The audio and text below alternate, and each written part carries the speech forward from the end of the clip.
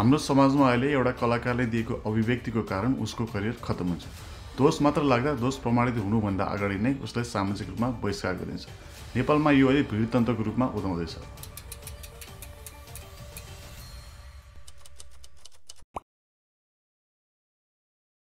Cancel culture भन्नाले सामाजिक वा नैतिक रूपमा आपत्तिजनक ठहरिएका भनाइ, व्यवहार वा क्रियाकलापका लागि व्यक्तिलाई सार्वजनिक रूपमा आलोचना गर्ने र तिनीहरूलाई सामाजिक जीवनबाट बहिष्कार गर्न खोज्ने चलनलाई जनाउँछ।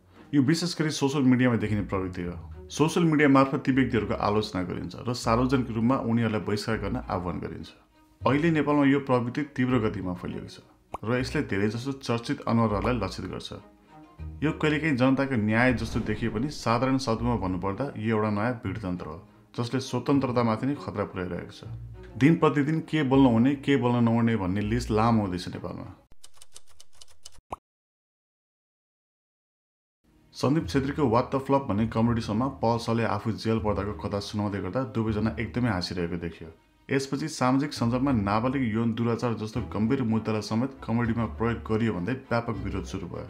अर्कोतर्फ जब क्रिकेटर सन्दीप लामिछानेमाथि बलात्कारको आरोप लाग्यो, दोष प्रमाणित हुनुभन्दा अगाडि नै उनलाई क्रिकेटबाट निलम्बन गरियो। उनलाई गाली गरेको कमेन्ट र थुप्रै भिडियोहरू भाइरल भयो। स्ट्यान्डअप कमेडियन अपूर्व क्षितिज सिंहले नेवार समुदायको बारेमा जोक गर्दा र सचिन श्रेष्ठले कुमार सागरको गीत नेवारी टोनमा गाउँदा नेवारी समुदायबाट निकै विरोध आयो र दुवैजनाले ज्यान मार्ने धम्कीहरू समेत दियो। यस्तै हालसालै सुरक्षा पन्तले हृदयेन्द्रको नाम याद नभएको र उनलाई फ्युचर राजा मान्न हाम्रो संविधानमा नभएको कुरा हो, त्यसैले त्यो भन्न सकिँदैन भन्ने अभिव्यक्ति दिएपछि उनलाई राजावादी र अरू धेरै मान्छेहरूले विरोध गर्न थाले र उनको फिल्म बहिष्कार गर्न आह्वान गरियो। अरू पनि थुप्रै केसहरू छ नेपालमा। यस्तो हरेक महिना जस्तो नयाँ केसहरू आइरहेको हुन्छ। यो प्रवृत्तिको प्रक्रिया अत्यन्त छिटो हुन्छ। सामाजिक सञ्जालको युगमा कुनै एक भिडियो, भनाइ वा पुरानो पोस्ट भाइरल हुने बित्तिकै यो प्रक्रिया सुरु हुन्छ। कहिलेकाहीँ यति एउटा मामुली जोक, आलोचना वा विचार भिन्नता मात्र पनि हुनसक्छ, तर भाइरल भएसँगै मानिसहरू एकाएक न्यायाधीश र जुरी बन्छन्। एकैचोटि निर्णय सुनाउने, दोषी ठहर गर्ने र सजाय दिने। कहिलेकाहीँ एउटा सिङ्गल नेगेटिभ कमेन्ट नै काफी हुन्छ कसैले क्यान्सल गर्न, किनभने भिडले त्यो नेगेटिभ कमेन्टलाई सपोर्ट गर्न अरू नेगेटिभ कमेन्टहरू हाल्दै जान्छ। त्यसपछिको चरण हो आक्रोशको बाढी। सामाजिक सञ्जालमा ट्रोलिङ, आलोचना, गाली गलौज र व्यक्तिगत आक्रमणहरू सुरु हुन्छ। त्यसपछि आउने चरण हो माफी। क्यान्सल गरिने व्यक्ति माफी माग्न बाध्य हुन्छन्, कहिलेकाहीँ आँसु झार्दै, कहिलेकाहीँ लामो पोस्ट लेख्दै, कहिलेकाहीँ आत्मसमीक्षा गर्दै। तर क्यान्सल कल्चरमा माफीको खास अर्थ हुँदैन। यहाँ माफी माग्नु कमजोरीको सङ्केत मानिन्छ, न कि पश्चातापको।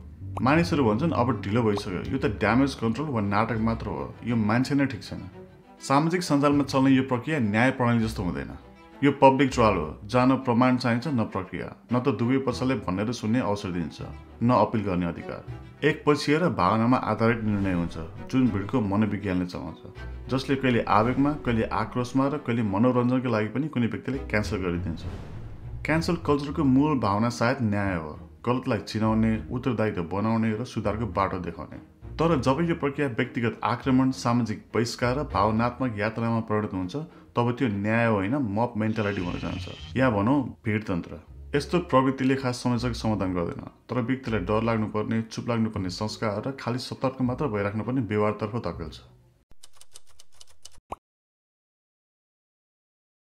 क्यान्सल कल्चरबाट सबैभन्दा बढी प्रभावित हुनेहरू हुन् कलाकार, पत्रकार, कमेडियन, सामाजिक कार्यकर्ता र युट्युबरहरू।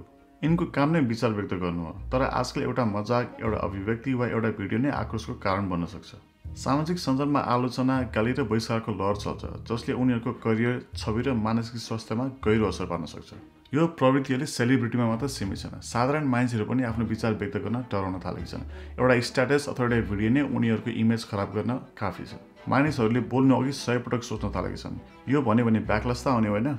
सत्य, व्यङ्ग्य वा आलोचनात्मक विचारलाई अपमानको रूपमा बुझ्ने प्रवृत्तिले समाजलाई डराएको र सेल्फ सेन्सरसिपले भरिएको बनाएको छ।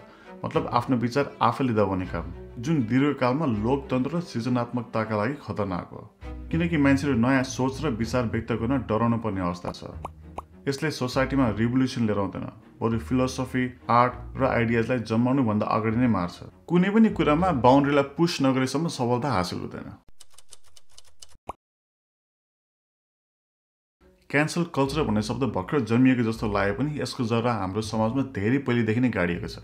इतिहास हेर्दा नेपाली समाजमा सामूहिक बहिष्कार वा सामाजिक सजाय दिने प्रवृत्ति सधैँ रहिआएको देखिन्छ। जसले सामाजिक व्यवहारको साँचो वा गलत निर्धारण गर्थ्यो। फरक यति हो, अहिले यो प्रवृत्ति डिजिटल रूपमा पकड भएको छ, तर मानसिकता उही पुरानै छ। 1970s 80s तिर केटी मान्छेहरूले प्यान्ट वा स्कर्ट लगाउनु भनेको एकदमै ठुलो कुरा थियो। समाजमा धेरै कुराहरू काटिन्थे।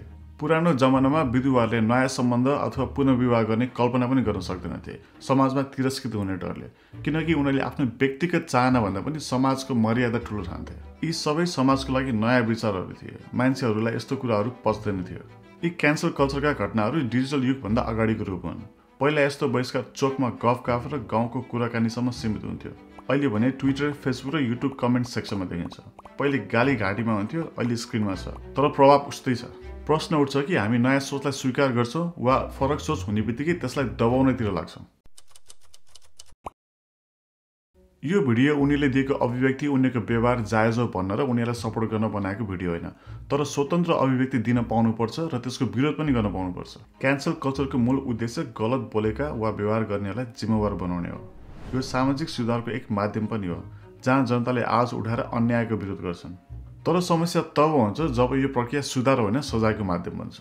जब कसैलाई दोस्रो मौका नै नदिकन सिधै सामाजिक बहिष्कार गरिन्छ, तब यो मानसिक हिंसामा परिणत हुन्छ। सार्वजनिक आलोचना भिड मानसिकतामा बदलिन्छ, जहाँ प्रमाणभन्दा पनि आक्रोश धेरै हुन्छ। किबोर्ड वारियरहरूले आफै पुलिस, आफै जज र आफै झुन्ड्याउने मान्छे बन्नु भएन। सोसाइटीमा सबैलाई 100% खुसी राख्न सकिँदैन। सबैलाई खुसी मात्र राख्न खोजेको भए हामी अझै ढुङ्गे युगमा हुन्थ्यो होला। हामीले बुझ्न जरुरी छ, सुधार र बहिष्कार फरक कुरा हुन्। सुधार भनेको शिक्षा र संवाद मार्फत सकारात्मक परिवर्तन ल्याउनु हो, तर बहिष्कार भनेको व्यक्तिको सम्पूर्ण अस्तित्व मेटाउनु हो। जब समाजले बहस होइन बहिष्कारलाई रोज्छ, तब त्यो समाजले स्वतन्त्र विचार र सृजनशीलताको हत्या गर्छ। मानिसहरू बोल्न डराउँछन्, मौनता रोज्छन् र समाज आत्मघाती दिशामा जान थाल्छ। त्यसैले एकदमै महत्त्वपूर्ण प्रश्न उठ्छ कि के हामी गल्ती गर्नेहरूलाई सुध्रन दिनेछौँ कि केही गलत बोल्ने बित्तिकै पूर्ण रूपमा बहिष्कार गर्ने संस्कृति बनाउँदैछौँ। किनकि यो डिजिटल वर्ल्डमा जसको पनि पालो आउन सक्छ। आज मेरो, भोलि तपाईँको अथवा हाम्रै परिवारका सदस्यहरू पनि भविष्यमा यो क्यान्सल कल्चरको शिकार नहोला भन्न सकिन्न। हामी मान्छे हौँ र मान्छेहरूबाट टाइममा गल्ती भइनै राख्छ। कोही पनि चोखो छैनन्। सेलिब्रिटी हो भन्दैमा राम्रो काम गर्ने बित्तिकै टाउकोमा राख्ने र नराम्रो काम गर्ने बित्तिकै भुइँमा थेसार्ने काम चाहिँ हामीले बन्द गर्नुपर्छ। यस्तै ट्रेन्ड रहिरहने हो भने तपाईँहरू नै भन्नुहोस् कि who is next. Thank you for watching this video. I will see you in the next one. Take care.